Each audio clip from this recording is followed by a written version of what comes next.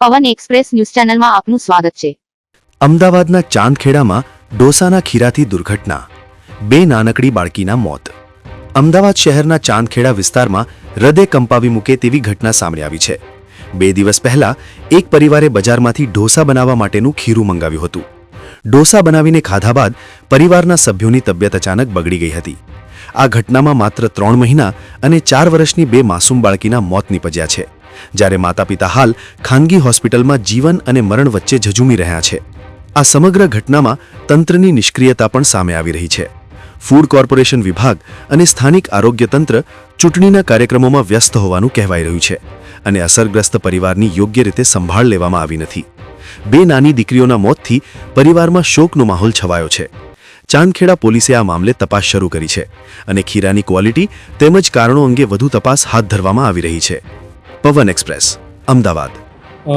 ગઈકાલ તારીખ 5/4/2026ના રોજ જે વિપુલ કુમાર ગૌરીશંકર પ્રજાપતિ છે એમણે જાહેરાત આપી છે કે એમની જે દીકરી છે 3 વર્ષની મિષ્ટી એ મરણ ગયેલ છે અને જે બાબતે એમને પૂછપરછ કરતાં તેમણે જણાવેલું કે તારીખ 1/4/2026ના રોજ સાંજના સમયે તેમણે આઈઓસી રોડ ઉપર આવેલ ઘનશ્યામ ડેરી છે ત્યાંથી ખીરું લીધેલું હતું અને એમાંથી ઢોસા બનાવી અને તેમણે અને તેમના પરિવારે ખાધા હતા અને બીજા દિવસે બી 2 તારીખે બી એમાંથી જ ખીરું બનાવીને એના ફેમિલીએ ખાધા હતા અને જેના કારણે ફૂડ પોઈઝનિંગ થવાના કારણે એ લોકોની તબિયત કથળેલી હતી અને આના જ કારણે તેઓ પ્રથમ સામાન્ય સારવાર લીધેલી હતી અને જેનાથી ફરક પડી જતા પછી એમને આગળ દવાખાને ગયેલ નહોતા, પરંતુ તબિયત વધારે ખરાબ થતાં તેઓએ કેડી હોસ્પિટલમાં પણ સારવાર લીધેલી હતી અને બાદમાં તારીખ 4/4/2026ના રોજ તેમની જે 2.5 મહિનાની દીકરી છે અચાનક તેનું મરણ ગયેલું હતું, જે બાબતે તેઓ જાહેરાત કરેલી નથી, પરંતુ તેની અંતિમ વિધિ કરી નાખેલી હતી। ત્યારબાદ તારીખ 5/4/2026ના રોજ જે તેમની 3 વર્ષની દીકરી છે તે સવારે ઉઠેલી અને અચાનક ચક્કર આવતા પડી જતા તેને કેડી હોસ્પિટલ લઈ ગયેલા હતા અને ત્યાં તેને મરણ જાહેર કરેલી હતી અને આ બાબતે જ્યાં ચાંદખેડા પોલીસ સ્ટેશન ખાતે અકસ્માત મોતનો ગુનો દાખલ કરેલ છે, તેમજ આજે મરણ જનાર દીકરી છે તેનું પેનલ ડૉક્ટરથી PM કરવામાં આવેલ છે, તેમજ FSLની ટીમને સાથે રાખી તેમજ ફૂડ એન્ડ ડ્રગ્સની ટીમને સાથે રાખી જે મરણ જનાર છે તેમનું ઘર તેમજ આ જે ઘનશ્યામ ડેરી છે ત્યાં તપાસ કરી અને સેમ્પલ લેવાની વિધિ છે ચાલુમાં છે।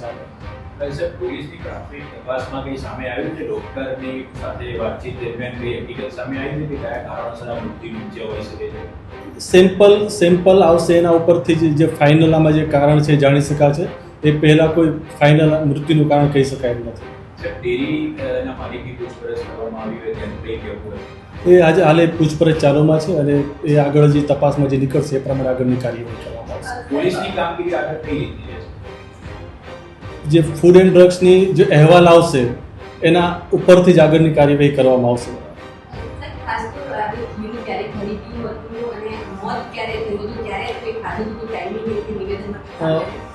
આ લોકોએ 1/4/2026ના રોજ એટલે આજથી સમજો 5 દિવસ પહેલાં ખીરું ખરીદ્યું હતું અને એ જ સમયે આ લોકોએ એને ખાધું પણ હતું। માતા પિતા એડમિટ છે, એને સારવાર આપવામાં આવી છે। માતા પિતા અને બાળક જે તે સમયે જ્યારે સારવાર આપવામાં આવી ત્યારે ડોક્ટરે તપાસ કરી તો સિમ્પટમ્સ શેના હતા? ફૂડ પોઈઝનિંગના સિમ્પટમ્સ હતા કે અન્ય કોઈ સિમ્પટમ્સ હતા? એમાં પ્રથમ તો આ લોકોને ઉલટી અને વીકનેસ ને એવું હતું, જેના કારણે એડમિટ થયેલા હતા, પણ સામાન્ય દવાથી સારું લાગતા એ લોકોએ ડિસ્ચાર્જ કરેલા હતા।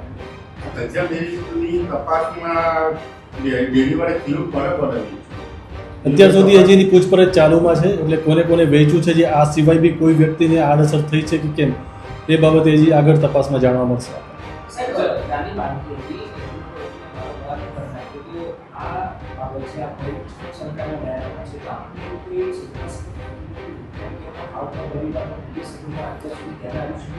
એ અત્યાર સુધી તો હજી જાણી નથી શક્યો, કારણ કે એના જે ફેમિલી મેમ્બર છે, એની મધર છે, ફાધર છે, એ લોકોની બી તબિયત હજી એટલી પ્રોપર નથી, એટલે આપણે આ બાબતે હજી ઊંડાણપૂર્વક તપાસ કરશું અને બીજું બી કોઈ એંગલ નીકળશે તો એ બાબતે પણ તપાસ કરવામાં આવશે।